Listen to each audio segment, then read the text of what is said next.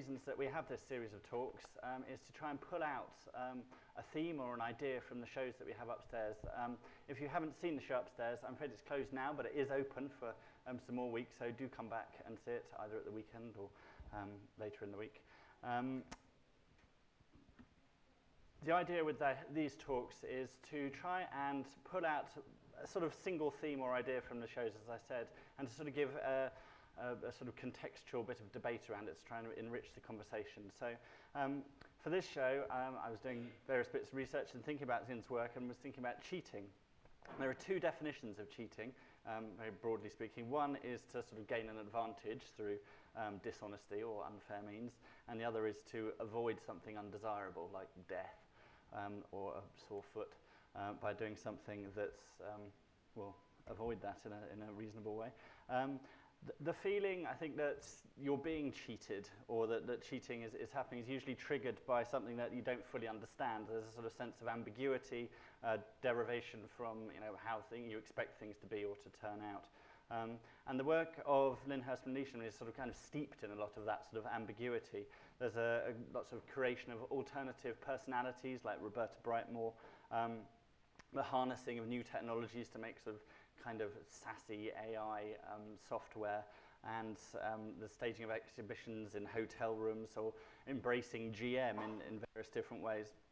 And encountering the works, I think, either in an exhibition or in real life when she's sort of talking about it or doing it, there is a sort of, it sort of elicits a suspicion on some level and a curiosity as well, in the sort of, a bit like a conman or a magician. It's a sort of, is this a trick? What's really going on situation with her work. And I think the issues of how we present ourselves and what constitutes an unfair advantage in the world are consistent throughout her work in that way. But she doesn't really make a moral judgment about it. There's no ethical stance in the work, which I think is very interesting. So if you go to something like the Infinity Engine, she's talking about whether GM is a worthwhile pursuit. There are these scientists that she's talking to, but there's no sort of judgment about whether they're being honest in their avowals of whether it's a worthwhile thing to do, whether there's going to be sort of things extrapolated from their work which you might not like. So whether you're being cheated out of, I don't know, your rights or your money or your knowledge, it kind of often comes down to this idea of what you consider to be cheating and what you consider to be honest, which is sort of an interesting question because it's very individual and there's this idea of a collective honesty. But tonight we're going to talk about, or we're going to have presentations from three different people looking at very different conceptions of what cheating is. We're going to be talking about the ethics of cheating. We're going to be talking about how we lie to each other and to ourselves. And we're going to be talking about fakery in art in various ways, and architecture, in fact. Each presentation is going to be about 20 minutes, and we're going to move right along through them so as to keep going, and then there'll be a chance for questions at the end. So if you would like to, do please save up questions for then. So I'd like to introduce our first speaker, who is Nigel Warburton. He is a freelance philosopher and podcaster and writer. His books include Little Book of Philosophy, which I think is close to having 1,000 copies sold in Blackwell's. A Little History. So go along to Blackwell's and buy it, because then it will reach 1,000. That would be a good mark to do. He is also an interviewer for the Philosophy Bites podcast with David Edmonds, which has been downloaded many, many millions of times, and which you can find on the internet, and they're free, I think. So do look those up. And Nigel is going to be talking about some of the ethics of cheating this evening. So I will hand over to him. First of all, I should say that that was a very interesting introduction.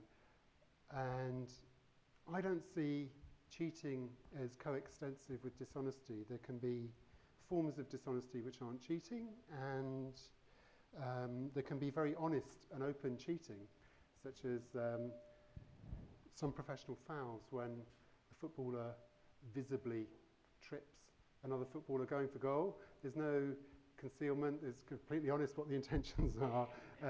It's somebody cheating in a sport without any kind of deception involved whatsoever. And maybe not any personal gain, this may be gain for the team. So my take on cheating is slightly narrower than the one given in the introduction. I think you can best understand what cheating is through two paradigm examples of cheating. So paradigm cases which are typical, exemplify the most salient features of cheating. And those are cheating in sports, of which there's a wide variety of cheating. The cheating in sport is very common, but not all cheating in sport is the same. The other one is cheating in exams, which again is apparently very common. And again, not all of that is the same. And I think you can understand what cheating is through those things. I'm not just going to bore you talking about sport and exams. I think there are wider issues at stake. Now, this echo is really bad here. Is it picking up on the... I think it may be too much treble or something like that.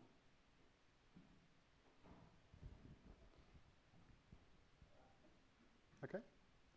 Okay, well that's a better level for me. Okay, let me just begin by giving you some examples, very obvious examples of cheating. So perhaps the most famous recent cheat in sport was Lance Armstrong, or is Lance Armstrong, who won 7 Tour de France cycling championships, but was found to have doped for almost all of those, or probably all of those. And when he was exposed in 2012, he went from being a hero to a villain and was shamed. Mike Tyson, another famous cheat in sport, bit Evander Holyfield's ear, took, I think, an inch of cartilage off the guy's ear in a fight, a very visible form of cheating, clearly not within the rules of boxing, though probably less dangerous for Holyfield than taking a punch full on the nose from Tyson, who is famous for saying that he aims to hit the bone of the nose into the brain. That's his aim in boxing sometimes, because that'll get a more efficient knockout. Though I've been assured by a martial arts expert that actually that's not the best place to get somebody bones into their brain. There are better places to hit them on the nose. But certainly what was wrong with biting Holyfield's ear was not that it hurt him or that it was risky to him physically. It was that it was outside the rules of the game. Maradona's famous Hand of God goal in the 1986 World Cup against England, where he flipped the ball over the goalkeeper. That was a very conspicuous example of cheating. And there are numerous examples of these. People dive in football, they tamper with the ball in cricket. One of the most bizarre examples of cheating in sport, which actually didn't seem to break any explicit rules, was a rugby league player called Hopoate, a Tongan playing in Australia, who in the tackle inserted his finger, let's just say a posteriori, to keep it philosophical, in several players. In one match, he used this as a technique for disconcerting the opposition. So every time he tackled somebody, he got digital. And there wasn't actually a rule that said you can't do that. There's lots of things, he wasn't tackling above the neckline, but eventually he was penalised for unsportsmanlike behaviour and given a 12-week ban. But that would be an example of somebody not breaking an explicit rule, but there might be an implicit rule that you don't do that kind of thing. And it could be argued that it's dangerous, so it would be dangerous play, and it'd be covered by rules against dangerous play. And in fact, I believe he was prosecuted for unlawful sexual connection as well. So there was a law outside the game that made it illegal, just as if somebody swung a punch in a football match, they could be prosecuted for GBH. Okay, so those are some examples. Another was Boris Onyshenko, the famous 1976 modern pentathlete who had a fencing foil, which had a little switch inside, which allowed him to score points just by flicking the switch, rather than by actually touching his opponent's guard. So he was discovered as well. All these cheats obviously have been exposed, and the exposed cheat is then shamed. And we feel that cheating is something really bad, it's ethically bad, and it may be, it damages other people, it harms other participants in the sport, and it may possibly harm the individual, him or herself as well. Interesting, I've only chosen male cheats there. There must be female cheats in sport as well. Now, in order to understand what's going on here, I think you have to understand what a game is from a philosophical point of view. And there's an absolutely brilliant definition of a game that comes from a little-known Canadian philosopher, sadly now dead, called Bernard Suits, S-U-I-T-S, in a book called The Grasshopper. And he explains that basically games involve three things. A pre-lusory goal, that's his technical term. Just think of it as some aim that a game has that you can explain. So in golf, you try to get the ball in the hole. In football, you get the ball in the back of the net. In mountaineering, if you think that's a game or a sport, the aim is to get to the top of the mountain. So there are these clearly describable aims. But the interesting thing about a game is that you don't choose the most efficient way to achieve that aim. Because with golf, you could just walk up and drop the ball into the hole, or maybe you could fire it from a gun. But no, you have to play by the constitutive rules, the rules of the game, the rules which make up the sport. So these prohibit the most efficient means of doing the thing which is the pre-lusory goal. So probably the most efficient way to get a ball into the back of the net might be not to kick it or head it, but as Maradona did, to tap it in with your hand, or to just run in holding it. The rules prohibit that. So you have the goal, the aim, as it were, the constitutive rules, and you also have an important third aspect of a game, which is what Bernard Suits calls the lusory attitude. This is a state of mind where you accept the rules. You accept the rules as part of the game. You abide by the rules. So for Bernard Suits, playing a game is the voluntary attempt to overcome unnecessary obstacles. It's voluntary because you take the lusory attitude of accepting the rules. You try to achieve something by overcoming unnecessary obstacles. That's because the most efficient means of achieving the goal, the lusory goal, the pre-lusory goal, sorry, are always excluded by the rules. So games are all about putting obstacles in your way, and then those are clearly defined what those obstacles are and often written down in the rule book of the game. So what's a cheat? Well, a cheat is somebody who recognises the goals and tries to achieve them, tries to go for the same aim, get the ball in the back of the net or into the hole in the ground, but doesn't do that by playing according to the rules. They recognise the goals but not the rules. And this may be also involving a kind of self-interested attitude to the lusory attitude. They don't really accept that the rules are binding on them. So to understand what a cheat is in a sport or a game, the cheat is somebody who has the same aims as you do as a player, but doesn't feel bound by the rules or feels they can make an exception in some way. And actually, as an aside, this kind of explanation also illuminates what sometimes goes on in the arts. So a photographer I'm very interested in, Bill Brandt, was quite well known, mostly posthumously, for having deceived people, let's say, about the origins of some of his photographs. So to take one example, he had a series of photographs that were taken and published in Lilliput magazine in the 40s, which were described as photographs of London in the blackout. So these were allegedly taken during the period when there was a blackout, I think in the phony war before the bombing started, and they were very haunting moonlit scenes. But actually, if you look closely at them, many of them are photographs that he'd published in a previous book, A Night in London, or in The English at Home, published in 1936 and 1938, either printed straight or else doctored by, in the darkroom, removing the lights that were showing from buildings and just dodging them out. Now, he also has a famous photograph of Topt Withens, the house on which Wuthering Heights is based in the moors. And it emerges he used several negatives to make that image. And David Hockney got really angry about this. He said it's like a kind of Stalinist photography, this, because Stalin's famous for painting out figures in photographs when they went out of favour or had got executed, and so deceiving people about the relationship between the photograph and what was in front of the lens.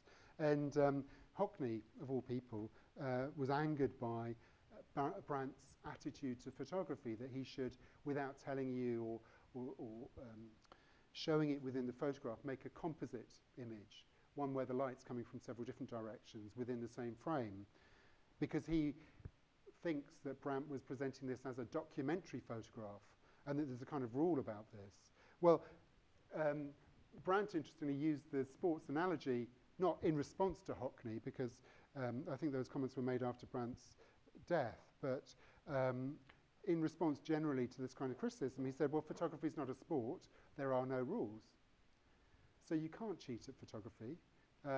This is debatable because many people think there are not written rules, but there are implicit rules in certain genres of photography, like documentary or photojournalistic photography, where you don't deceive people about the origins of your image.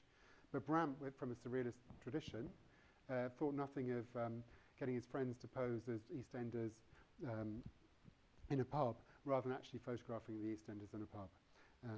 So he was a kind of documentary fiction maker in his photography. That's an aside, but it's a similar sort of thing going on. There's a question about whether there are roles, whether there are rules in the activity you're engaged in. Okay, so my other example, cheating in an exam. So there are many ways of cheating in an exam. I won't go into them in detail because I'm not sure if this is being streamed where it's going.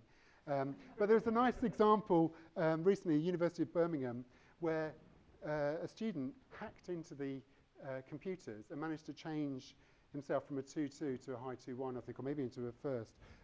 Just change the marks on the computer system. And he got found out.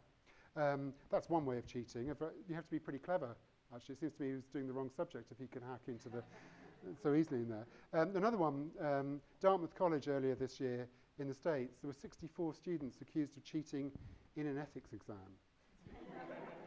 And the way this was set up was that the students all had clickers, and they had to click up their answers to questions. But the really pragmatic students gave their clickers to the cleverer students, and so we're recording high scores for 64 of them managed to get cleverer students to click the right answers. So that was an ethics exam, but interestingly, it was an ethics exam that was taken by athletes, people on sports scholarships, who needed to pass the exam.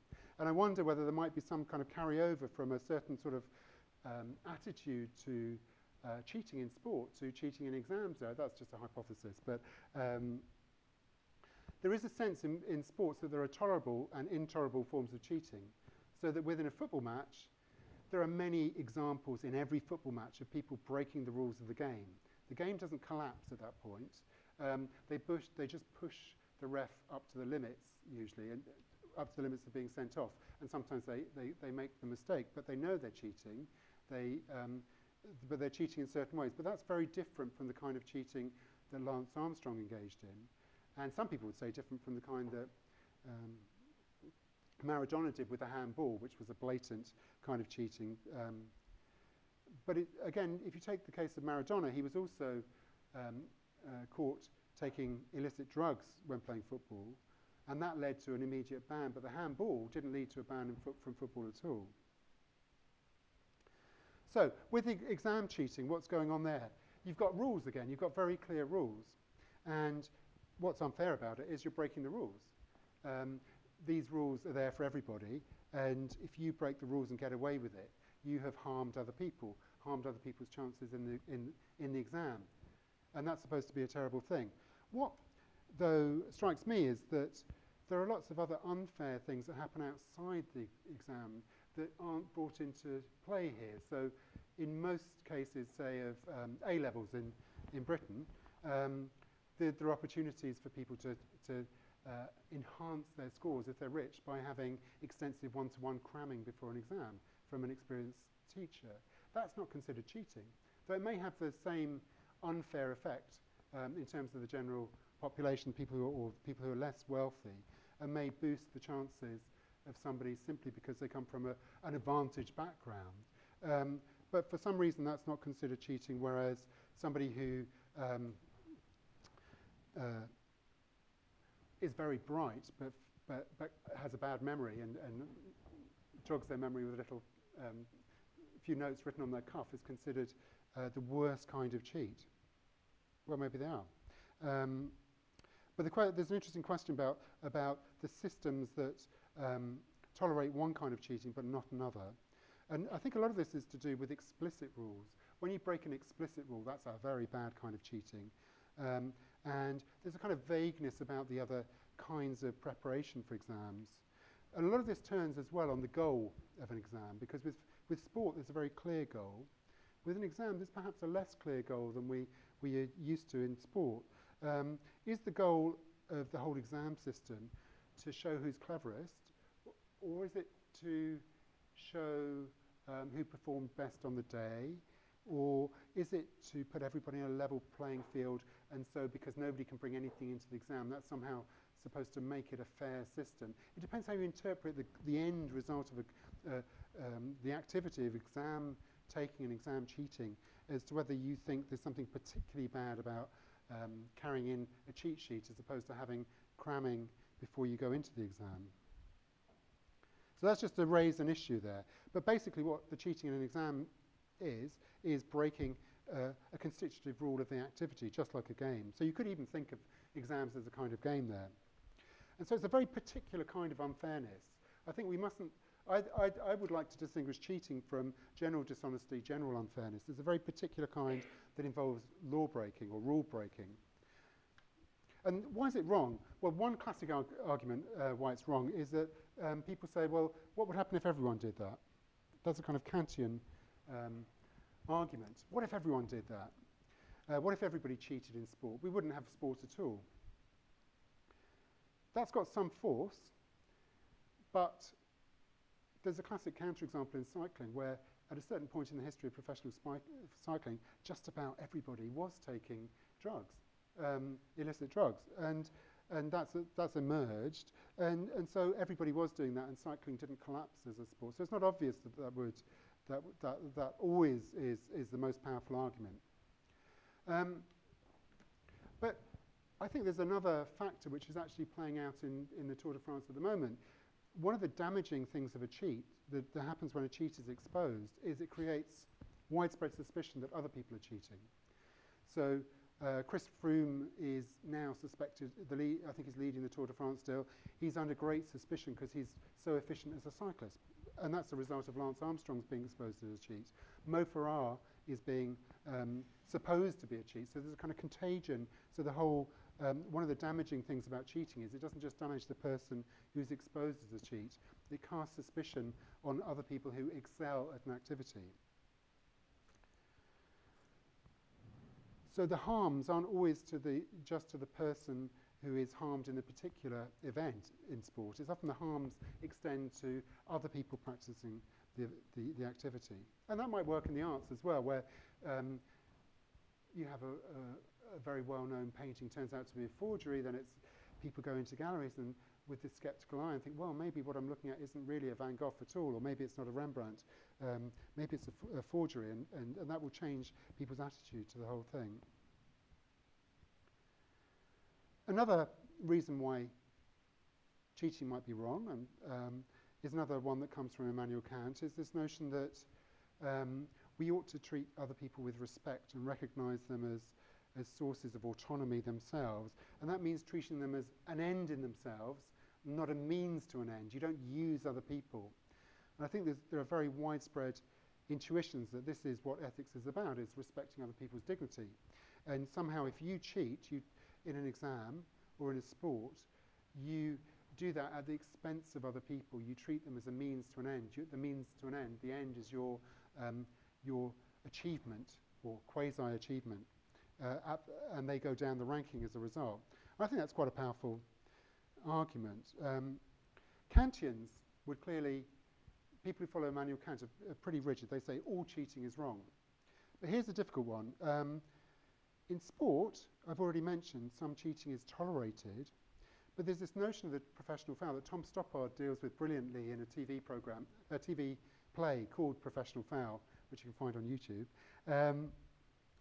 where within the, I won't spoil the plot, but within the plot there is a professional foul in a football game, which actually happens at the same moment as another action, which could be conceived of as a professional foul in parallel with that. Stoppard talks about Kierkegaard at this point, and the notion of the teleological suspension of the ethical. This comes from a book, Fear and Trembling, where he imagines the Abraham and Isaac story, where Abraham gets a message from God, he has to slaughter his son, and he takes them up to Mount Moriah and gets the dagger out and was about to slaughter his son, and then God intervenes. Well, that's the biblical version, and we're supposed to say that Abraham is the model of faith because he was prepared to sacrifice his only son because he heard the word of God. But the way Kierkegaard imagines it is, well, you know, this is crazy in one way because he's being asked to murder someone and he doesn't really know for sure that that's God's voice. He doesn't know that he's not a madman. And Kierkegaard plays out this whole range of possibilities and brings out through a persona, it's not Kierkegaard's own voice, how mysterious this worship of faith is in this case, the celebration of Abraham, because what he's done is what he calls a teleological suspension of the ethical.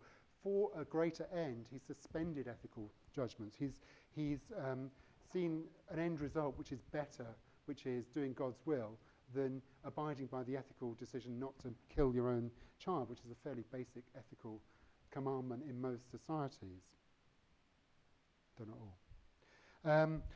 And so Stoppard takes that a bit out of context, but there is a sense in which there might be a greater goal than the ethical one of the particular game. So if you go back to the Maradona case, some people justified this as revenge for the Malvinas. You know, the invention of the Falkland Islands, if you'd like, that this was a chance for the Argentinian team to show England a thing or two. And it doesn't matter that he did it by breaking a rule, because there was a more important goal that he achieved through getting a goal, as it were, even though he broke a rule to achieve it. Machiavelli's very big on this, that actually, for a prince, you oughtn't to keep your promises. You ought to break loads of rules, but the thing is not to get found out. That if you want, you could translate this to a politician, you want an effective politician, you want them to seem to be honest, but you don't want them to be honest in every occasion, because in some situations it's better to be dishonest, because that will bring about the best result. And as soon as we start thinking about end results, there may be cases where for the team, for the country, that some ethicists, so-called, would justify some kinds of law-breaking, rule-breaking, cheating for the greater good, as it were. And this raises a really interesting question in politics about whether politicians should keep their promises, whether they should be honest in relation to what they say to other statespeople from other countries and so on. And there's a kind of sense in which cheating extends right into politics through the utilitarian arguments that some people use. I just want to end, I realise I've been talking for quite a while, on the myth that cheats never prosper. This is a convenient myth, and I think it's brought about by the fact that when you see a cheat exposed, the shaming, the public shaming is intense, and they do suffer psychologically. Cheats never prosper seems to imply that those people who cheat harm themselves by stirring up inner feelings of guilt, which will emerge as they do for Raskolnikov when he murders the landlady in Crime and Punishment. You know, you kind of get away from these feelings of guilt when you break laws. I'm not so sure about that as a psychology of successful cheats. I think a lot of them compartmentalise things, and it's shame that it's a really powerful issue. So I suspect that the cheats are all around us, and they will prosper, and it's only the openly shamed ones who suffer from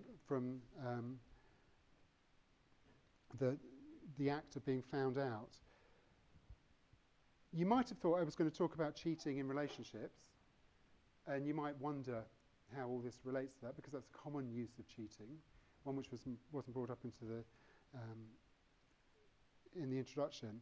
And the answer is some relationships have very clearly defined rules and explicit rules, and you can see when somebody breaks the rules that constitute the relationship, and it's like cheating in a game or cheating in an exam, where you've betrayed somebody and broken that trust, and it's very damaging. But in other relationships, like that between Sartre and de Beauvoir, there's an explicit rule that you can have relationships with other people. I mean, Sartre and Jean-Paul Sartre and de Beauvoir had what they called an essential or necessary relationship, and all the other ones were contingent. And so when Sartre or de Beauvoir slept with somebody else, they didn't thereby cheat. So what counts as cheating is always defined in relation to rules, I would say. Thank you.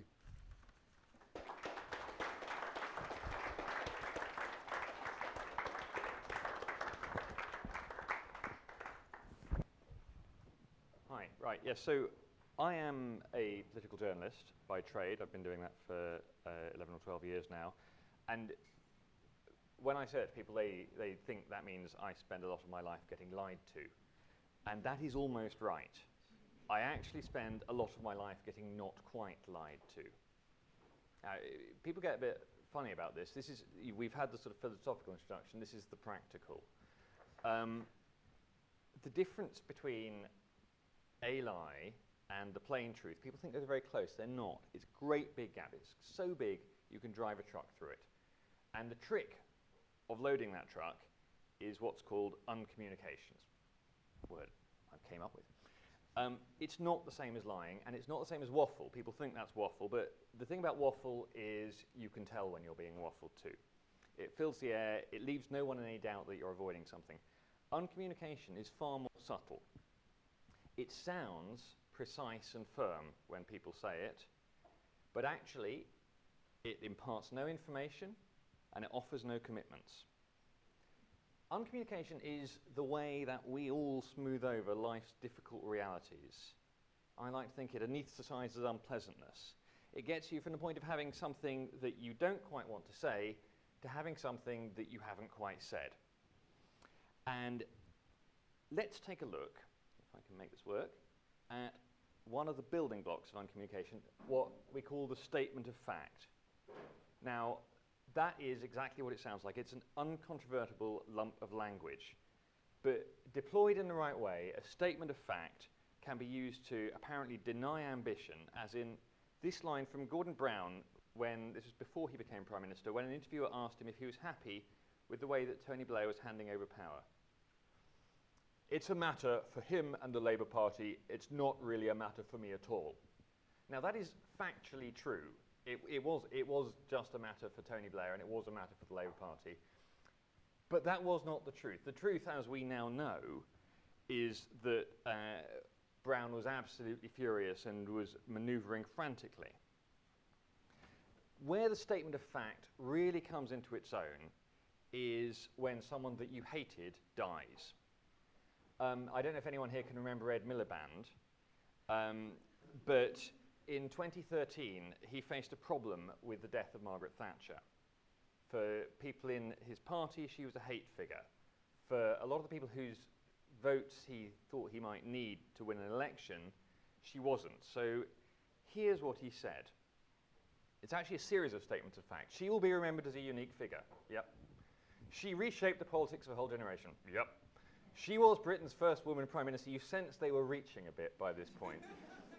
She moved the centre ground of British politics. Yep. Was a huge figure on the world stage. Yep. The Labour Party disagreed with much of what she did. Yes. And she will always remain a controversial figure. I love the last line because controversial figure, so much is freighted in that. That's how he got this party's party. That's the controversial figure in this case means someone whose death is being celebrated with a party in Trafalgar Square. Now, what do you do if someone is saying something about you and it's true, but you want to deny it? For that, you need the undenial. Now, that's something, in the words of the late Washington Post editor Ben Bradley, looks like a denial, smells like a denial, and reads like a denial, but it's not a denial.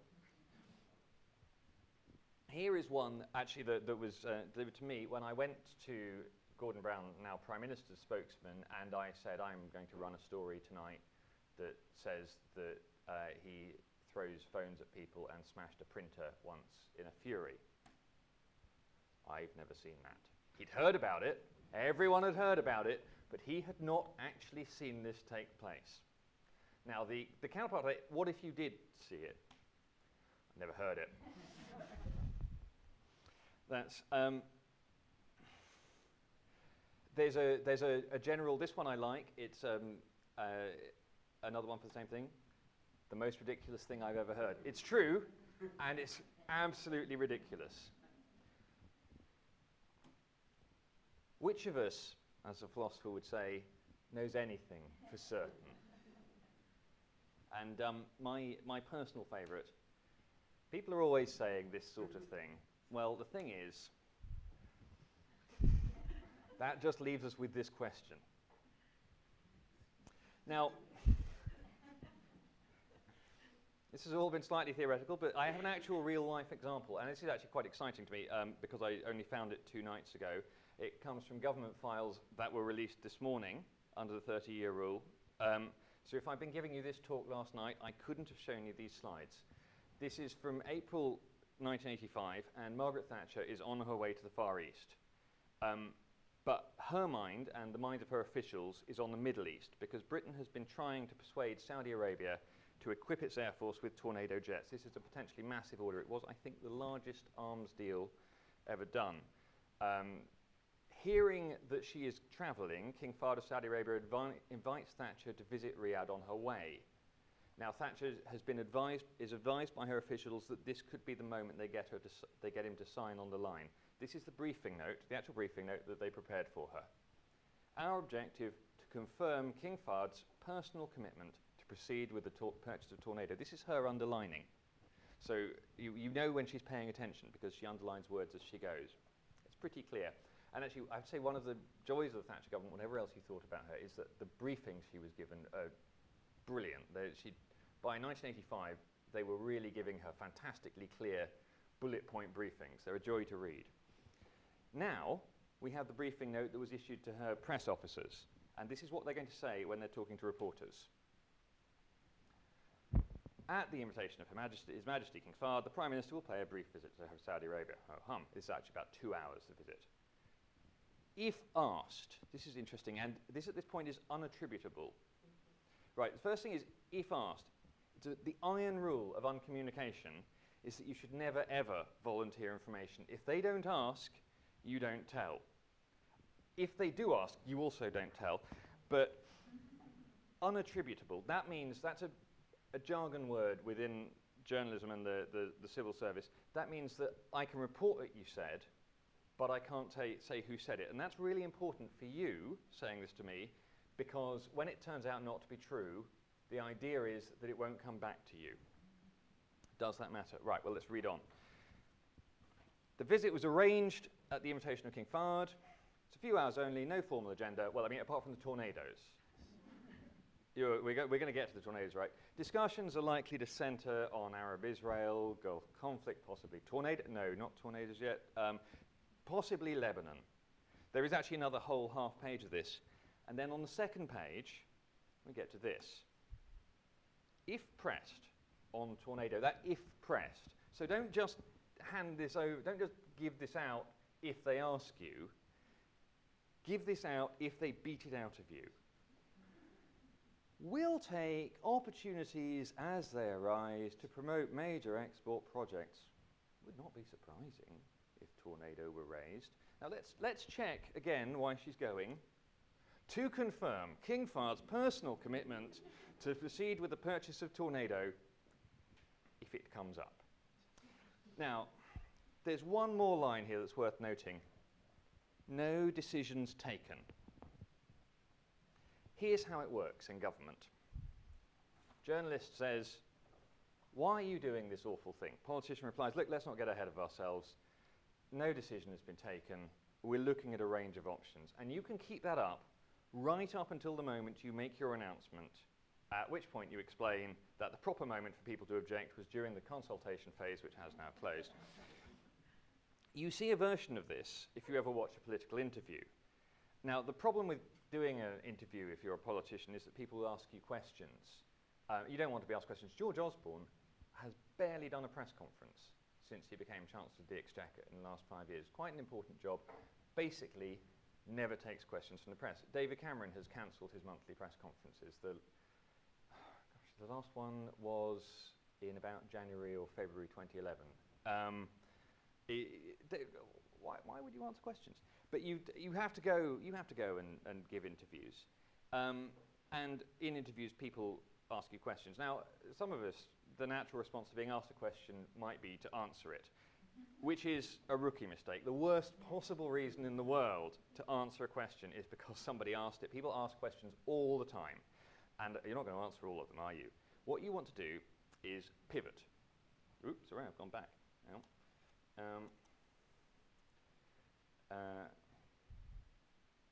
Right.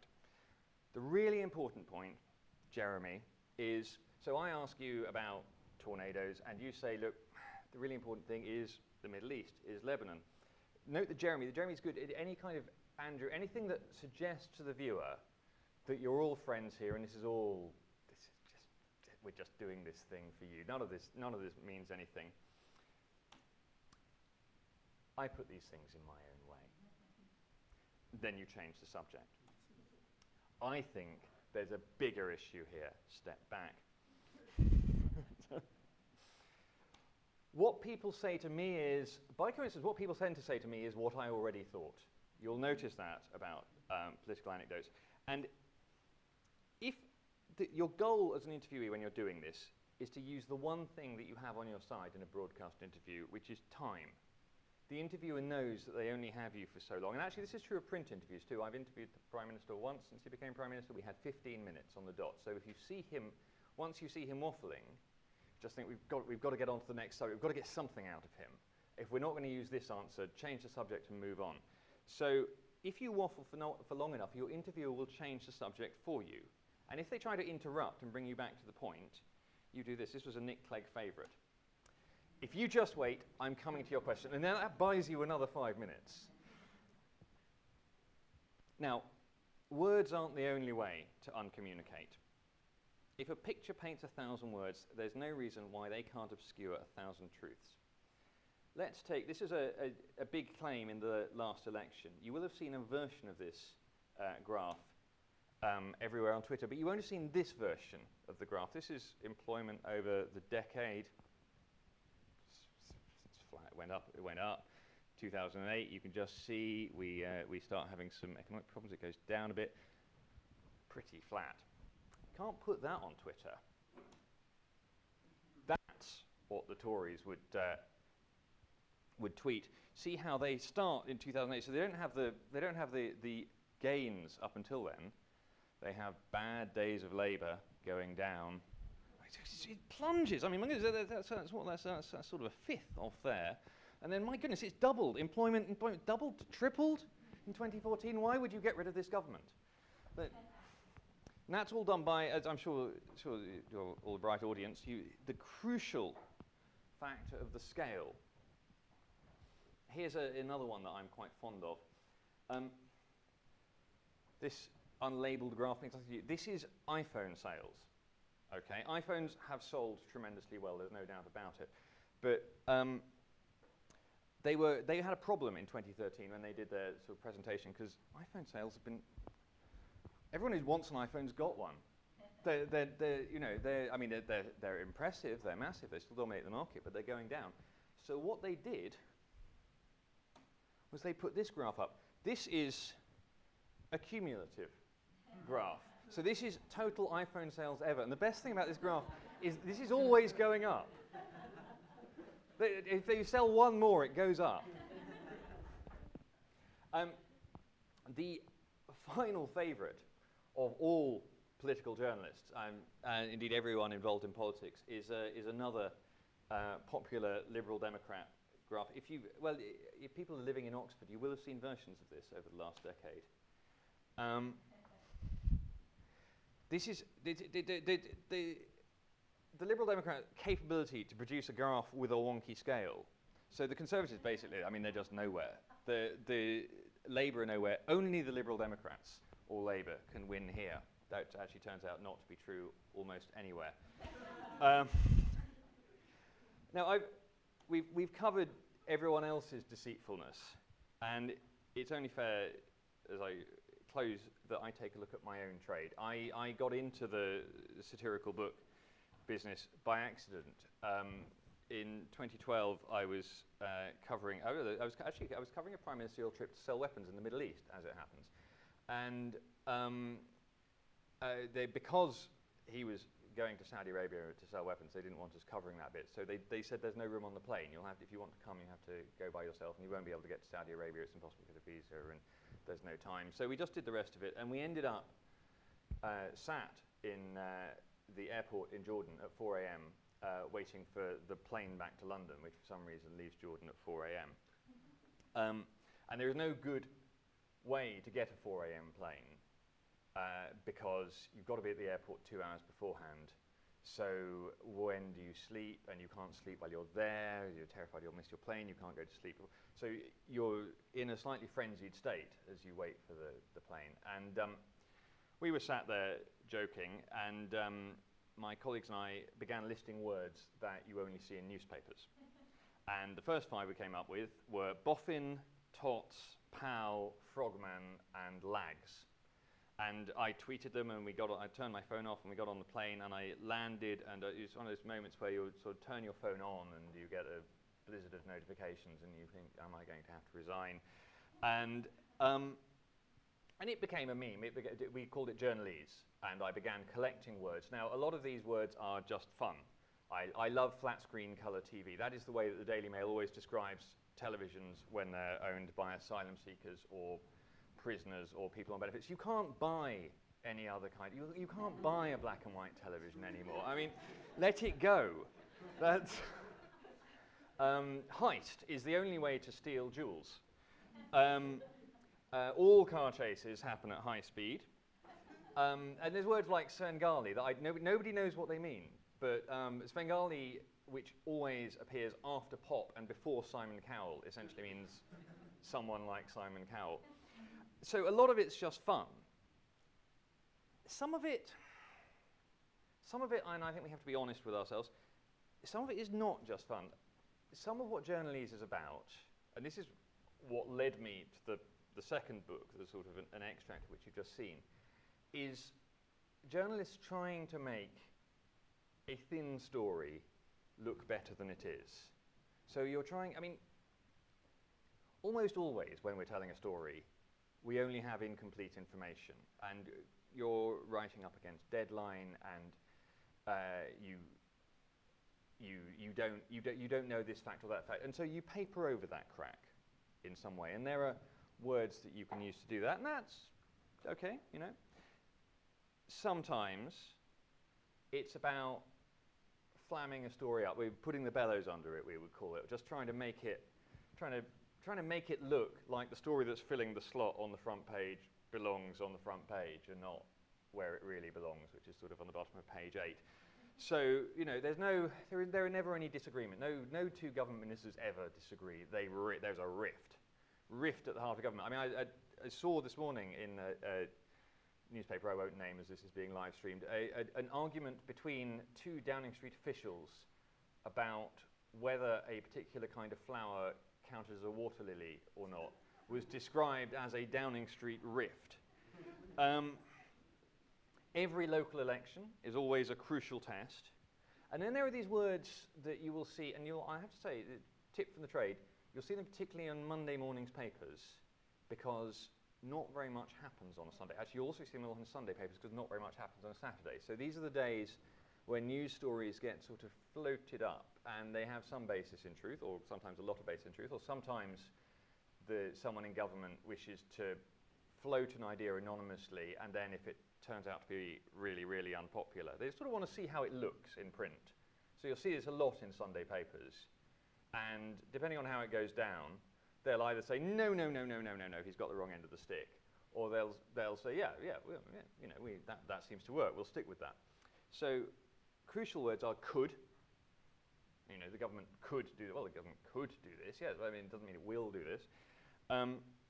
Set to, which is hated by some people, but there's sort of, it implies that something, when you read set to, you don't, as a reader, think, oh, well, this very well may not happen. And my all-time favourite, the unfalsifiable policy story, considering. Because no one in government is ever going to be able to deny that they have considered something. You know, I mean, are you thinking about becoming a sheep farmer in Wales? You've considered it. At that moment, the crucial thing to look for, I always say in these things, is whether the words actively considering. Actively considering means it might actually happen. But the thought with which I would leave you as you read these stories, I always find myself thinking, is the more journalese that you can see in a story, and once you start looking for it, you see it everywhere, the shakier the story is. So that's how they lie to us, and then how we don't quite lie to you. Thank you.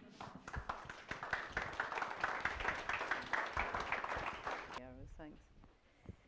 Well, good evening. A blinding light and darkness before me.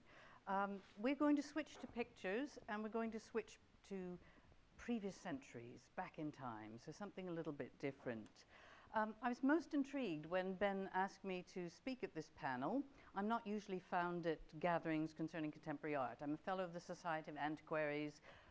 I do object-based study, as Ben says, very kind of forensic detail, looking at very old furniture and interiors. However, I did co-edit with my colleague and our director, Joss Hackforth-Jones, a book called Art and Authenticity, which came out in 2012. And that looked at some of the ways in which particularly interiors or different kinds of artworks are made, and in a sense deceptions that are practiced. And it's particularly relevant, I think, to the Gothic Revival, which has been a sort of career-long interest of mine. So I'm going to show you just two figures in the next 20 minutes or so. We begin with Horace Walpole, who may be familiar to many of you, very well-known figure of the 18th century, great letter writer. I'm sure he practiced uncommunication at times. I'm not sure he was an outright cheat, but he was definitely a little bit of a fantasist, as you'll see. During the period of the 1750s, 60s, and early 1770s, he was remodeling and creating what was a tiny little cottage initially into a Gothic villa. He called it a sort of playful Gothic castle, he wrote to a friend when he decided on the Gothic style, which was a very unusual choice for the middle of the 18th century. Then we'll move on to, and devote a little more attention to a man called William Beckford, an altogether more complicated and in a way slightly sinister figure. Beckford was definitely contributing design ideas and having remodeled for him and collecting from the 1790s to the 1820s, a house which has almost completely vanished. It fell down in a thunderstorm, called Fonthill Abbey, but it's still legendary today. The Gothic Revival itself, the kind of borrowing of medievalisms and Tudorisms, the Tudors are very much mixed up with Gothic in all of this. It's a very complex phenomenon. It has literary dimensions, historical dimensions, artistic dimensions, philosophical dimensions in terms of the philosophy of association. So it has many different kinds of referencing going on, sometimes simultaneously, for a multitude of purposes. It's very complex stuff, I think, which is why I found it endlessly interesting. So Walpole and Beckford will offer us a kind of way in to this phenomenon of Gothic referencing the medieval past, and what on earth were they doing it for? Why was this seen as appropriate in the 18th and 19th centuries? And authenticity, as we understand it today, the idea that something is genuine, is what you say it is, was simply not a concern. It wasn't, I'm not even sure it was cheating. I think in the final example of Beckford, we do have some true cheating going on.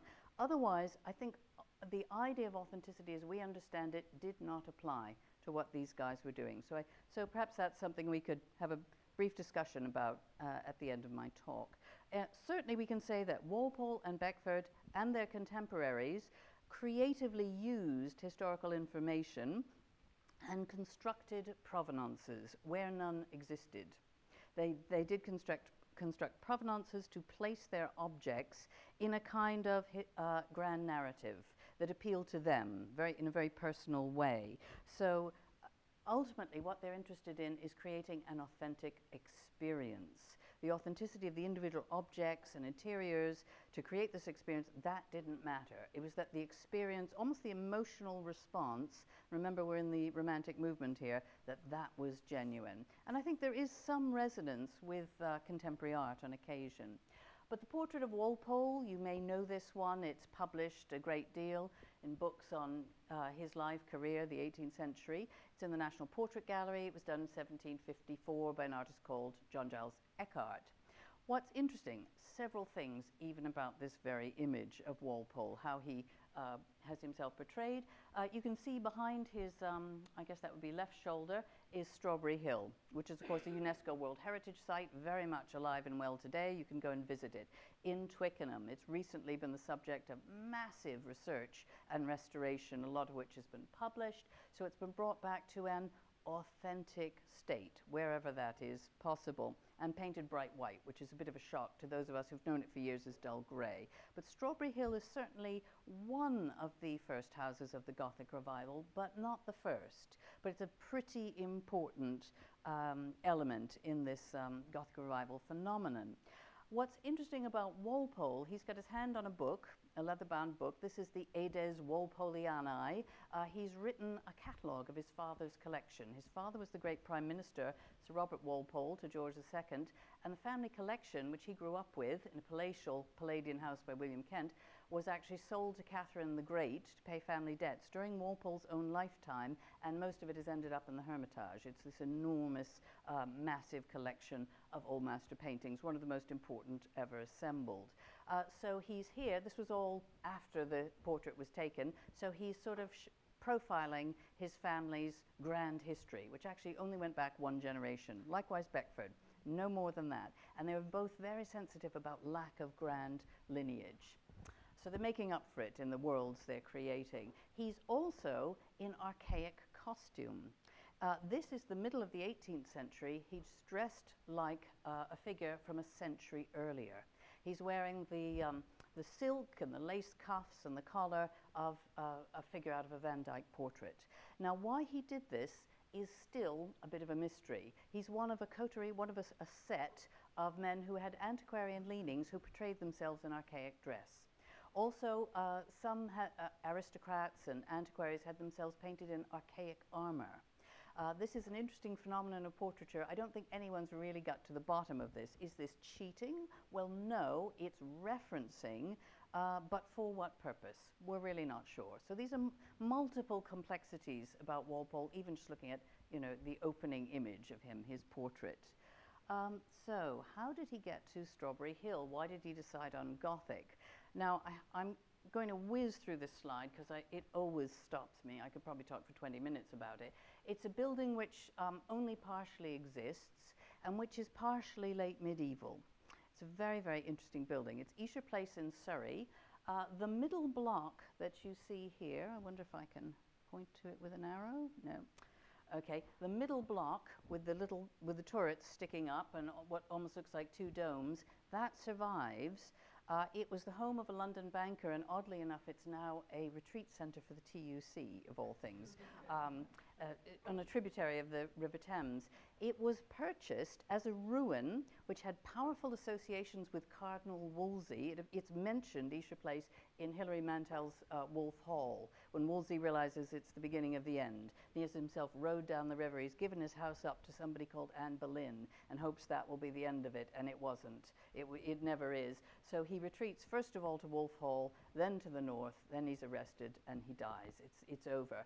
So Walpole, Horace Walpole absolutely loved the associations of Cardinal Wolsey's doom with this place. He went to visit it because a friend of his father's hired William Kent, the Palladian architect, the associate of Lord Burlington, to design two Gothic wings, screens and outbuildings, all in the Gothic style. It was called Tudor at the time.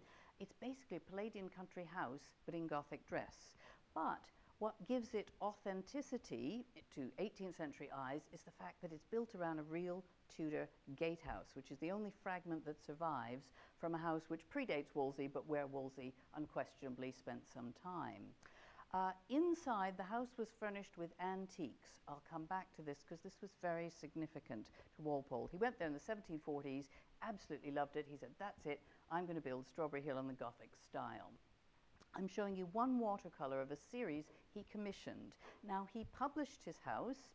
He left detailed descriptions what he was doing at Strawberry Hill. He hired a watercolourist who worked for the Society of Antiquaries, the absolute pedigree for a watercolourist for an antiquarian house, and recorded the interiors meticulously. So he wanted, you know, this was his legacy. He had no children, he never married. This was his legacy to posterity. So what did he tell us about this interior? Now, this gets rather interesting. It's one of the last of a string of early interiors at Strawberry Hill dating to the 1750s. It's called the Holbein Chamber, We'll talk about that in a minute. It was actually, and he called it also the state bedchamber. It was actually the guest bedroom. If you went and stayed, if you were lucky enough to be a guest to stay over with the Walpole, you see behind the screen, which is carved of pine and modelled on Rouen Cathedral, he had a friend draw it out for him, there's the state bed, as he called it, with purple hangings made by a contemporary London maker. It's called the Holbein Chamber. He wanted it to be deeply Tudor. On the wall, you see there were, I think he owned one actual Holbein miniature or circle of Holbein. Everything else, he commissioned copies of well-known Holbein miniatures, mostly in the Royal Collection at Windsor. So he's intentionally using copies with no intent to deceive on the walls to create the Tudor experience. The ceiling, that's borrowed from a print he had of old Windsor Castle. That's all in papier-mâché. So you could argue an inauthentic material. It should have been stone. But he's bringing together this ensemble, a real pick and mix of different sources, not all of them Tudor, to create the authentic experience. The black furniture, particularly the chairs with the table. Now here's where it gets really interesting.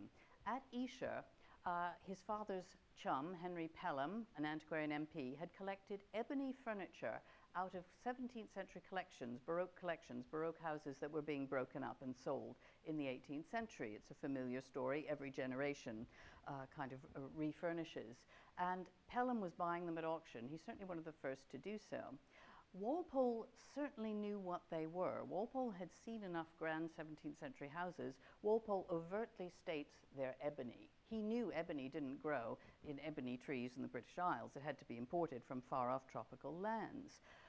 But he starts to conflate the idea of this furniture being found at Esher, Cardinal Wolsey's residence, with the Tudor period, and he's starting to imply in some writings that these are actually black oak. At one point, he called this black furniture, he eventually had over 30 pieces in various rooms at Strawberry Hill. He says it has the true black blood, the rust of the Baron's wars. He's describing this furniture, and he calls it Tudor, and he calls it Cardinal Wolsey. He sets up this myth, which carries on for about 100 years, this confusion of ebony furniture, which was 17th century, imported from mainly Southeast Asia, and it becomes Tudor, because there wasn't really much Tudor furniture about, or at least it wasn't known at that time. So Tudor furniture from a faked Tudor interior, but there's more, and there's this. Now this is a little exhibit that was shown at the Horace Walpole exhibition at the V&A in 2009. It's recorded as Cardinal Wolsey's hat, very reverentially. It's certainly a cardinal's hat made out of red baize. It was politely catalogued as 16th century in the exhibition, out of respect, I suppose, to Walpole and his elaborate provenance he gave this hat. Textile experts, history of dress experts have looked at it and said, well, really, it probably doesn't predate Walpole himself by very much. It's probably early 18th century, not much older than that. But it was reverentially set out in a case in the Holbein Chamber I've just showed you as Cardinal Wolsey's hat. Again, this Esher theme, pulling it all together with the black furniture that's Tudor, that's from Esher. So it's all myth-making. Walpole must have secretly, in his heart of hearts, suspected it might not be Cardinal Wolsey's hat. The provenance is absolutely wonderful that he concocts for it, and he has inscribed it in pencil inside the hat and published his provenance in the description of Strawberry Hill, which he published from Strawberry Hill Press, self-published. And basically, it was found in a cupboard in a house where Cardinal Wolsey had once stayed, and then it was given to a servant who brought it to Bishop Brandt, who was very anti-Catholic, who hated Wolsey, so he gave it to another servant, who gave it to someone else, who gave it to the butler of the Earl and Countess of Albemarle, and when the Earl died, the Countess, the Dowager Countess, presented it to Mr. Walpole. And this is all written, you know, very carefully, inside the actual sort of dome of the hat, and recorded in the description of Strawberry Hill. Walpole must have had some doubts, just as he must have realized, surely. He was a sophisticated man. Ebony did not grow in the British Isles. This was unlikely to be Tudor furniture. Is this cheating? Is this being coy with the truth? Is this wishful thinking? Is this fantasizing? I would love to know, perhaps in discussion after this talk. But we move to our next figure. I'm sorry the the image is so small because he's larger than life, although he wasn't a very tall man in real life. This is William Beckford. He's captured by George Romney in a portrait of 1781. Now, with Beckford, Walpole is a genial figure. No matter how much he told, you know, little white lies and porky pies, one can't help but liking him. He's so effervescent. Life is all a game. Life is really fun. Beckford is altogether more sinister. I had the privilege of being part of a research team preparing the William Beckford exhibition, which opened in New York in 2001 and then came to the Dulwich Picture Gallery in 2002. And I remember at one point, as I got into the research, I researched the interiors of Fonthill Abbey, saying to our organizer, I don't think I like this man very much. And he said, no, you won't like him. The more you know about him, the less you'll like him. I suppose I came to admire him somewhat from a distance, but he is quite a sinister figure. He's very languidly lolling against classical ruins here. I suspect in his heart of hearts, Beckford was not a Goth, really. He was a classical man. He returns to classical design at the end of his life. So here he is. But he had a Gothic moment, a Gothic blip. And what a blip it was. It was called Fonthill Abbey when he was finished with it. Now, even the name, there were monastic associations with this site and the vast Beckford estates, which still do pretty much survive in private ownership today. A tiny fragment of this house survives. That is on the left, the kind of lower left corner of this model.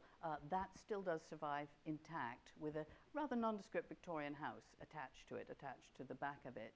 So Fonthill, Beckford's working on it. It's at first a garden folly. It's a place, he had a great Palladian mansion down on the hill, the bottom of the hill, and he drove up in his carriage every day, and he arranged his books and his bibelots and his works of art here. So he had no intention originally in the 1790s of living in it, but he decided to pull down his original house and make this his abbey, his sort of ground zero. And it's an enormous building that kind of grew, developed over time, the plan, in different phases of Gothic. Now, I'm going to show you probably one of the key interiors in terms of what we've been talking about, myth-making, this evening, because this is the sunniest interior. It faced southwest. All contemporaries were agreed Fonthill was very gloomy inside and cold and inhospitable. But this little corner of it, known as the end of St. Michael's Gallery and the Oriel, received quite a bit of attention in the press and contemporary descriptions of the day. Oriels were a big feature of Gothic in the early 19th century. Walter Scott writes about them in Ivanhoe, which is considered a novel. It's published 1819, I think. It's considered to be breaking new ground in accurate descriptions of life and goods in the Middle Ages, arms and armour, battles, that kind of thing. And so Oriels are a place where action takes place in Gothic novels, because of course both Walpole and Beckford wrote Gothic horror novels as well. There's a literary dimension to this. You notice immediately the black furniture. Here it is, tables, chairs, and he had some made. The stools and the torchairs are made up, designed by his architect, James Wyatt. But the ebony furniture is 17th century, and Beckford, in some of his letters, a large cache of which are actually in the Bodleian Library, Beckford crowed, "Ha ha, I have trumped Horace Walpole. I have Cardinal Wolsey's furniture from Esher," because Walpole never actually got hold of it. He bought his own at auction, his own black furniture. What happened was, Esher, the wings were considered too large, the house was too big for the owner to manage, so he had Kent's wings demolished in 1806, and the furniture that was in the wings went up for sale. Beckford got half of it, and another owner got the other half. They split the dozen ebony chairs. So Beckford was thrilled because he got the furniture that inspired Walpole. He was intensely competitive. He called Strawberry Hill a Gothic mousetrap. It certainly was in comparison to the size of Fonthill Abbey. So Beckford is continuing the myth established by Walpole that ebony furniture is somehow Tudor and has this association with Cardinal Wolsey. He calls them Cardinal Wolsey's chairs, and this gets picked up and repeated in the auction catalogues when Beckford lost all his money from Napoleonic blockades. His money was basically from the sugar trade and sugar plantations in Jamaica, and the Napoleonic Wars tipped the balance, so his fortunes plummeted and he had to sell. So Cardinal Wolsey's furniture, as it was catalogued, in the sale of Fonthill Abbey. And we see this also, this interest in provenance, in kind of faked up or enhanced, enlarged, improved provenance, even in the Ashmolean Museum. Now, this is an illustration of one of these ebony chairs. Again, it's Southeast Asian, it's 17th century. It's upstairs now in the east-west galleries of the Ashmolean, and this provenance is very interesting. I'm showing you a slide, an image from an early history of furniture dating to the 1890s. And it says, I'll read it on the screen here, given by Charles II to Elias Ashmole. So these chairs have always been associated with the founding of the Ashmolean Museum. However, almost like Cardinal Wolsey's hat, the provenance of these chairs has only been traced as far back as the 1830s and no further. It's probably unverifiable, just like Wolsey's hat. We'll never know the truth. Also, experts who've looked at these chairs say the form and the design of them probably postdates the reign of Charles II. So it's extremely unlikely that this legend, this provenance is true, but it's become firmly associated with this particular chair. And it has great meaning in terms of now the founding of the Ashmolean Museum. So legends are very, very powerful. How are we doing for time, Ben? 5 minutes, thank you. Okay, we end up here with one of the last interiors at Fonthill Abbey, the grand drawing room, as you see. This was one of 2 publications which came out in 1823 on the occasion of the initial sale of Fonthill Abbey. There were 2 great house sales of Fonthill Abbey, and Beckford moved to Bath. He built the Bath Tower. That now is open to the public as well. So a tremendous decline in fortunes. What's going on here? This is intensely classical as an interior, which is very, very interesting when you think about the design of the house as a great abbey. There's only one real Gothic element. It's the overmantel mirror. Everything else is starting to show a new Beckford obsession, which is linked to provenance and to narrative and to story, and that's a history in French royal collections. So we have a desk made on the far right-hand corner by Riesner, the great ebonist to Marie Antoinette. We have chairs, very classical chairs, lined up along the wall, which belong to Napoleon's uncle, Cardinal Fesch, and so on and so forth. But this center table, now here's where it gets quite tricky. I think probably Beckford is cheating. The center table is alive and well and living in a private collection in Hertfordshire. These are some of my students examining it. And what's fascinating about this table, Beckford says in his words on Fonthill Abbey, when he's talking about his collection, he says, this table in the center of the grand drawing room, yes, I purchased it from the sale of the Empress Josephine's effects from Malmaison, the auction at Malmaison. Very, very interesting, until some bright spark working with us on the Beckford exhibition got the catalogue out, went all through the sale of Josephine's effects at Malmaison, said, that's funny, there's not a single table in that sale which has dolphins on the base. 3 dolphins make up the base of the table. Odd. Moreover, it's made of the most exquisite cast gilded bronze. It cost a bomb, an absolute fortune. There's no metal furniture described in the sale catalogue of Josephine's effects. There's nothing that corresponds to this table. Very odd. One of the things we do when we visit this long-suffering private owner's house, who's very, very hospitable, is we take the flowers off the table, I shine a strong torch, and lo and behold, you can see there's a thin green marble slab on top of Brescia marble. There's a kind of wiggly line which goes straight down the middle of this circular table and has little bits of stone set in to very skillfully blend the whole together. But it clearly was 2 separate semicircular pieces. The bright spark, researching for the Beckford exhibition, says, but in the sale of Malmaison, there is a description of 2 semicircular wood tables with green Brescia marble tops. So what Beckford did, now is this cheating? I think it probably is. He said, I bought the table from the sale of Malmaison. He bought the 2 slabs of semicircular form, probably chucked the bases away, had them joined together by somebody exceptionally skillful, and had the most fantastic base made. And this is recorded in the print of the grand drawing room. Oh, we're not going to do that one. So why did he do this? Well, was it for financial gain? At the time he was creating this table, he had no conception that he was going to be forced to sell the house and 2/3 of its contents. I don't think he did it for financial gain. So that gets back to the ethics of this. What's it for? Why was Walpole talking about Cardinal Wolsey's hat? He had nothing to gain. He wasn't going to sell it. And it's a battered old cardinal's hat anyway. It has little value. It's all about the narrative and the story and creating the authentic experience. So it's being creative with the truth. It's constructing, in a sense, false provenance. But there's always this grain of truth to all of these stories in Gothic Revival houses. And I think that's what I find so fascinating. It's this very grey area.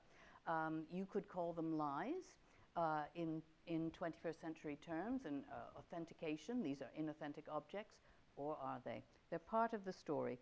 So I would love to hear what people think, perhaps in questions after these talks. Thank you very much.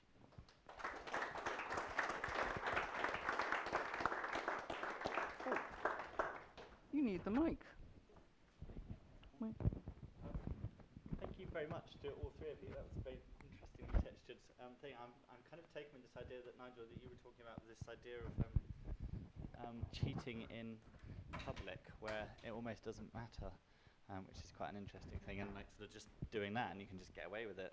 And this idea, I guess, that I was talking about at the beginning, which is in Lynn's work about letting people make up their own minds about whether it's a cheat or whether it's not. But we've all been talking, but I wonder if, do any of you have any questions that you would like to put to any of the speakers? Or yeah, you could do. Let's see if we could just turn around a little bit and I can turn up the lights. But does anyone have a question they would like to put to Nigel or Robert or to Megan? Once they turn their chairs around. Oh dear. It'll be ruined. This one here.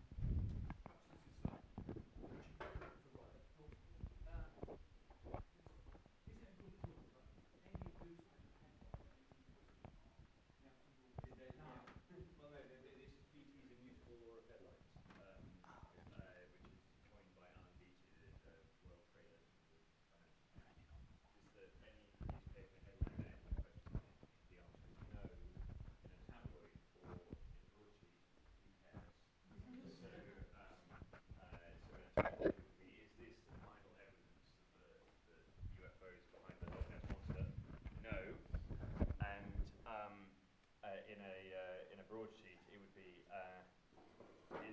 is this the end of napkins in West End restaurants? And the answer is, well, who cares?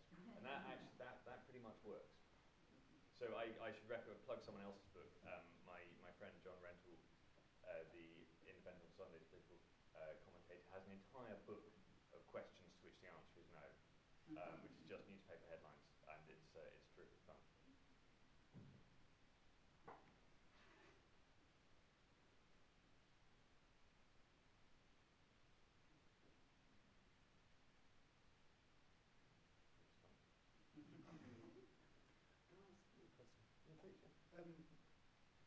I really enjoyed your talk, and it occurs to me that the uncommunication is actually extremely effective communication, because, particularly with the Gordon Brown example, he should have given a direct answer. The fact that he didn't give a direct answer reveals just how much was at stake there.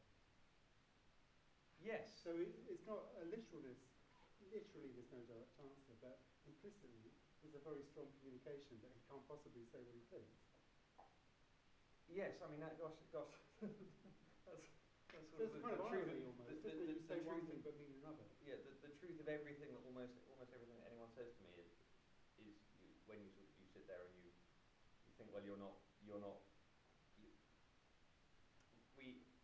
one of the paradoxes of politics is we demand authenticity from politicians. We want them to be just like us, but plainly they're not just like us, because you have to be intensely driven and ambitious to do this. You have to want your life to be turned upside down to make it to the top. You can see this a little bit with the Scottish nationalists, who just, a lot of them are slightly surprised to find their members of saw one of them quoted at the weekend saying, you know, 2 months ago I was a breast cancer surgeon. I was saving people's lives, and now I'm wasting my time. You know, and I looked at it and I thought, yes, that's absolutely true. When you're a breast cancer surgeon, you know, you may well save a life a day. You come into Parliament, you sit there, you're very lucky if you save a life for 5 years. You know, so we want them to be authentic, while at the same time they can't possibly be authentic. And one way that they can't be authentic is that we cannot have in public what we had in private, which is essentially Brown saying, "Where are you going to go?" It's got to be, they have to maintain this this illusion of unity, which actually in British politics, I'm going to get the wrong one. No, I'm not. It goes back to, I think, George III. It's one of the Hanover kings, and he tried to play his cabinet off against each other. So he would get one minister in, and he'd say, "Well, what do you think of this idea?" And they'd say, "Well, it's a very good idea, Your Majesty." And then he'd get someone else in and say, "What do you think of this idea?" And they'd say, "Well, I'm not sure." And he'd say, "Well, he." So, in order to stop the king playing them off against each other, the cabinet agreed this rule of collective responsibility, which is that we will argue in this room, and when we go out there, we will all stick to the line. And this is the great inauthenticity in politics, is that they will you may well see this with Labour on welfare. They're having argued out internally to a position that some of them will definitely disagree with. They will then come out and pretend that they agree. And the scandal would be if somebody told the truth and said, "No, I think this," and if somebody tells the truth and says, "No, I completely disagree," then you have to resign. And this all goes back to trying to stop the king using you against each other, and now it's used to stop the public doing it. But that's my hot history fact. Can I ask two questions, please? Can I ask Nigel, when you were talking about cheating in exams, I was thinking of a case recently in another country where a lot of medical students were found to have got through their finals by corruption, essentially, by buying stuff, as a result of which the people are said to have died. So what I'm wondering is corruption the sort of first cousin of cheating, and a rather more serious one? And also sort of a similar one to Megan, when you were talking about both Beckford and Walpole, their main aim being to create the authentic experience. Now, it seems to me that I haven't been, but I'm told that in Las Vegas, you can go to an authentic experience of the Venetian Canal on the first floor of a rather luxurious hotel. Now, that is presumably got the same sort of aim. You may doubt the authenticity. But, I mean, everybody knows that isn't Venice, because Venice is somewhere else. So, is it actually the deception, the kind of creating a rather dodgy provenance that cheats people? Is that what matters? Interesting. Matters to whom? That matters here to this group considering it, or matters to Walpole and his contemporaries? Because, of course, he issued tickets. People were taken round the house on application, almost like an early national trust. You could knock on the door, and there's so many tickets were issued in an afternoon, and the housekeeper would have, of course, memorized all these false provenances and stories and sources and repeat them as people were taken round. So, you know, interesting, the idea of Las Vegas and authenticity. I think it was different. I think maybe if maybe if we take your other question first, and then I'll think about what's the difference between Horace Walpole, Strawberry Hill, and Las Vegas. I'm not sure what corruption is, if you want to answer. I mean, corruption covers a whole range of different things. So if you say someone's morally corrupt, there's a sense in which they don't adhere to the values that they seem to hold to, but it's not necessarily cheating. I mean, there are a whole range of unattractive things that people do, and cheating is just one of them. So I was trying to be more precise about cheating because I think cheating is the principal cases are where there are clear-cut rules or else very easily accessible implicit rules. And so it's not the same as a broad class of dishonesty. And I don't think it's exactly the same as this issue about authenticity as well. The issues about authenticity are quite complex, but some of these cases are issues about relics, I think, with Beckford. There's a sort of sense that he's put on a plinth, a relic of something else, and there's a value in the relic still, even though it's not stylistically authentic. And there's a kind of game of make-believe with a hat, which is a quasi-relic. But it might be just a device for a kind of imaginative engagement with the Gothic era. It's like a fun fair, or you go into a museum, and some of what you see in a museum is a recreation of the sites, the Robin Hood experience, or whatever it is. You don't see Robin Hood's bow and arrow, but you kind of see the kind of thing you might have seen. Or the Oxford experience used to do that, but it's created through inauthentic materials, as it were. I don't think it's cheating. That's something else. So I'm not sure the answer. I think I remember this case of the. I mean, it's obviously very serious when there's people essentially faking their credentials through cheating, and there are many ways they can achieve that cheating, including sending other competent people to take the exam under their own name, getting access to the questions in advance, and carrying in material. There are a whole range of ways you can do it, and that's cheating. Corruption is another unattractive aspect of everyday life, I think. And I was going to mention something else. Is in the area of tax, people talk about benefit cheats or tax cheating with your taxes. Is this sort of grey area where there's clear cheating the taxman or taxwoman, tax person, when you lie on your tax return. And that's different from so-called tax efficiency if you're generous, or there are other words for it if you're not generous. And tax efficiency is acting within the letter of the law, kind of literally factually accurate, but finding loopholes which allow you to go against the spirit of the law. And so I think when there's an interesting sort of grey area there when you move from the explicit cheating to the legal but morally ambiguous, going against the spirit of a law. So you might see that in relationships as well. So many monogamous relationships explicitly rule out sexual contact with somebody else, but they don't explicitly rule out emotional involvement with somebody else. And there's this sort of grey area where you know that you're stepping into the, well, it's not ruled out, but is it fidelity?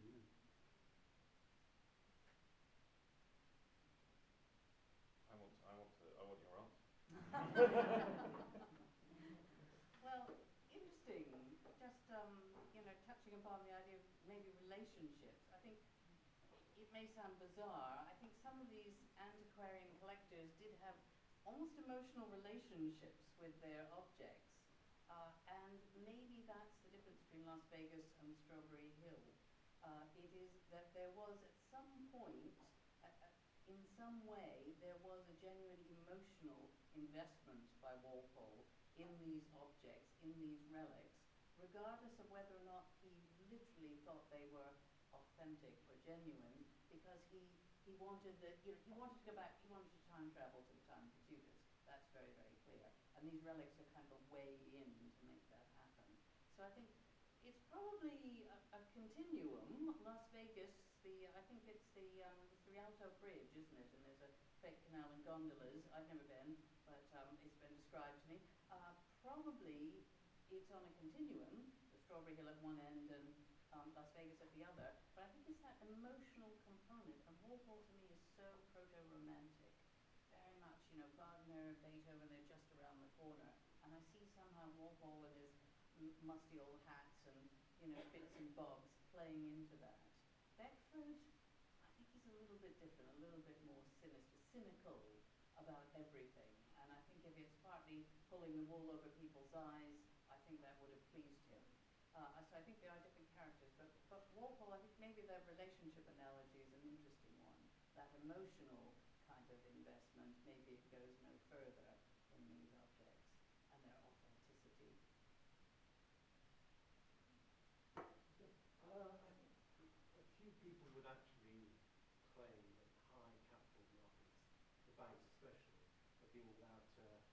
dishonesty in the last 10 years.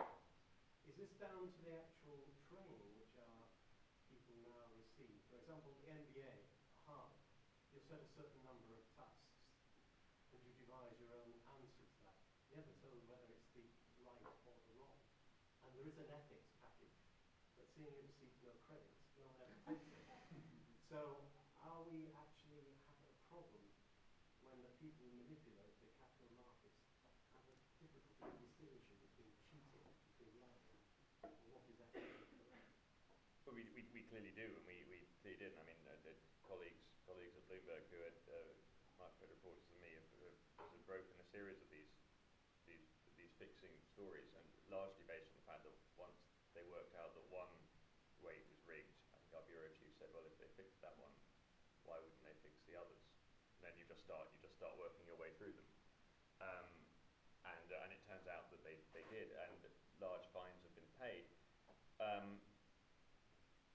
I mean, that's slightly a question for it's a question that Justin Welby, the Archbishop of Canterbury, is trying to address, and his view is yes, that you got to this moral point where, because the only thing that matters is making a profit, and that's a sort of objective judgment that works in the city, that you say, well, you know, this is we don't decide whether this is a good thing to invest in or a bad thing to invest in. We decide whether it's profitable, that we have a fiduciary duty to our shareholders to make as much money as possible. This is, by the way, the pension fund. Some of you are too young to have thought much about your pensions. Some of you are old enough to have thought about them quite deeply.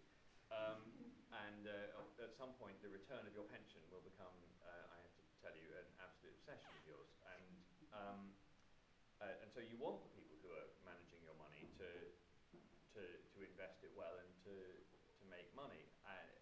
And so that became the only moral judgment. And at some point, that they clearly crossed a line from one can pursue that completely ethically. I have friends who would say, I'm sure that's what they do. But then other people said, well, you know, we could make a bit more money if we fiddled the rate. And the sort of the way in which, as it were, people fall into sin on this, which is essentially what's happening, and I'm sure involves a large number of gradual steps. I wonder whether they told themselves that what they were doing was in some way authentic. I suspect what they told themselves was that they were gaming the system. And there has been, you may be aware, a large scandal in journalism over the last 10 or 15 years, which I thank my lucky stars I wasn't involved in, but you can see how, it's very easy to see how listening to celebrities' voicemail messages could be seen as a game.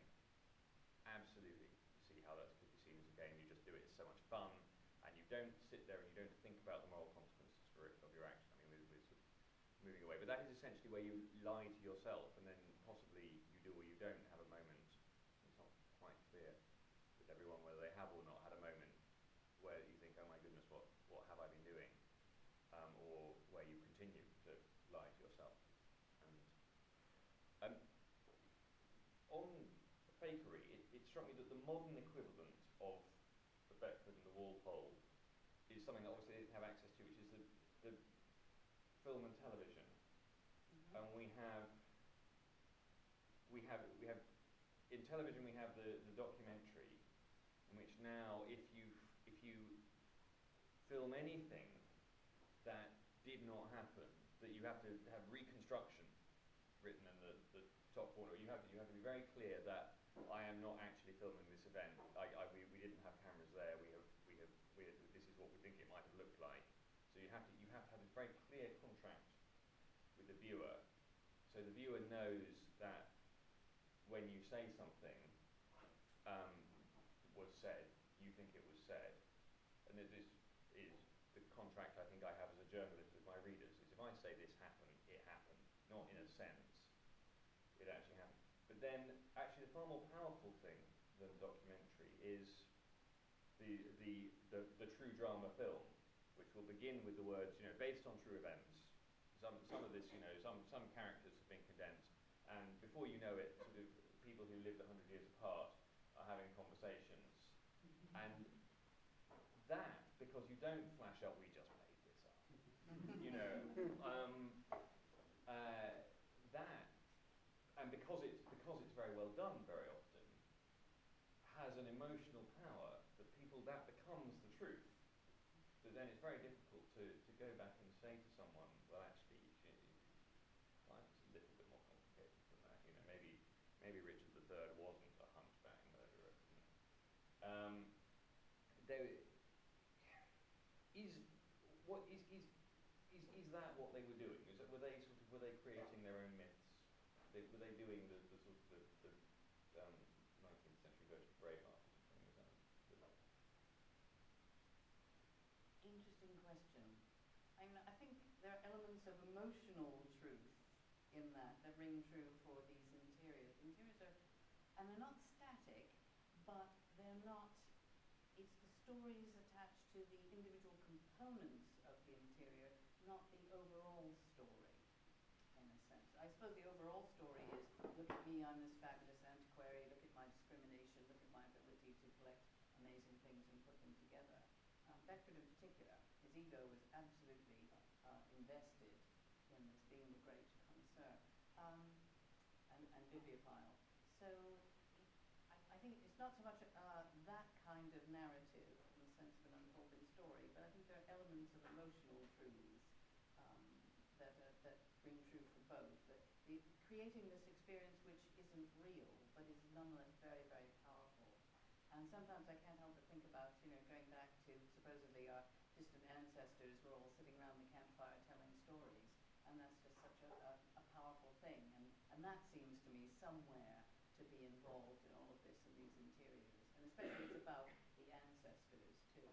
Almost, it gets a little bit into ancestor worship, certainly with Walpole and Strawberry Hill. So, interesting.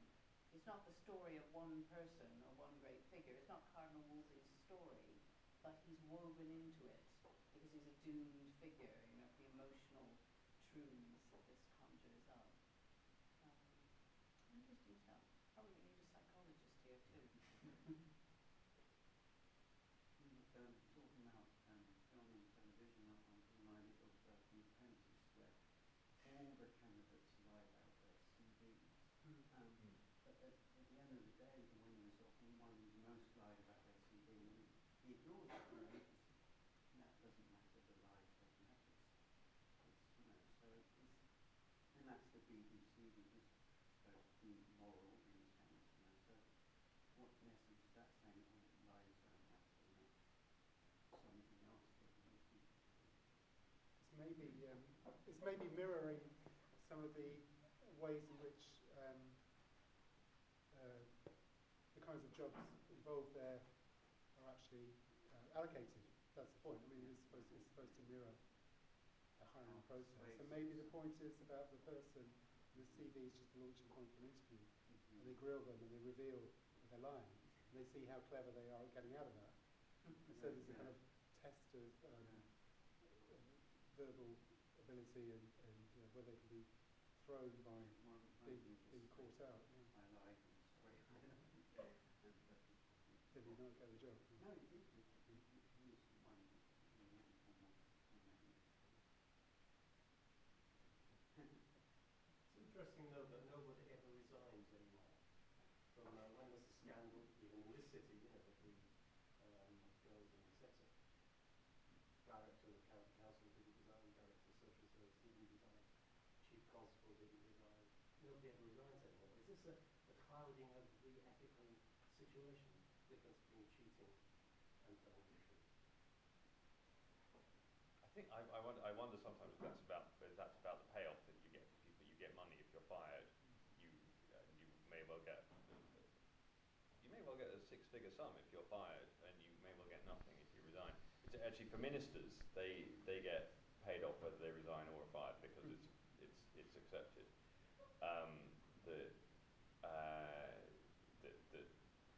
The two are sort of it's impossible to tell the difference between the two.